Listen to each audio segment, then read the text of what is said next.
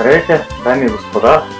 Днес сме подготвили едно клипче как да си направим народна носия с подръчни материали. Както знаете, много от българите живеем в чужбина и това представлява един интересен шанс за нас. За целта подготвили сме две одеяла. Едното червено, а другото бяло. С червеното одеяло правим пояса. Широчината трябва да бъде около 20 или 30 см. С бялото одеяло, предварително отрязано от нас, ще направим навуща, които нашия инициатор ще сложи на нашия манекен в този момент. За целта използваме черни или червени връзки, за да подчертаем ефекта на бялото.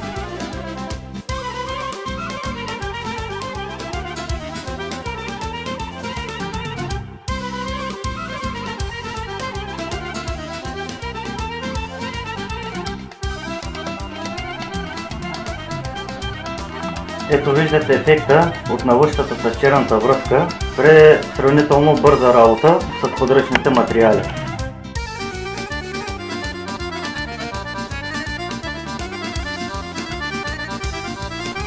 Докато слагат следващия, ще ви покажа една реза, която също може да се направи с елементарни шивашки познания. Бяла риза, която просто е украсена с различните цветове и прилича доста добре на една българска носия.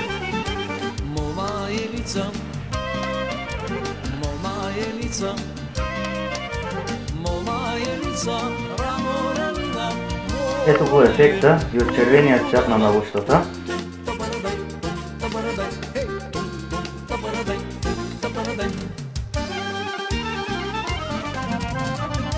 Сега асистента ще постави пояса на нашия чаровен манекен.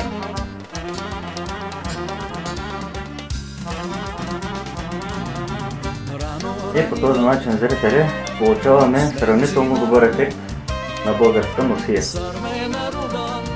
При желание може да се добави също и елече, което може да бъде червен или зелен цвят. Така също да, благодаря за забележката. Благодаря ви за вниманието, до следващия път.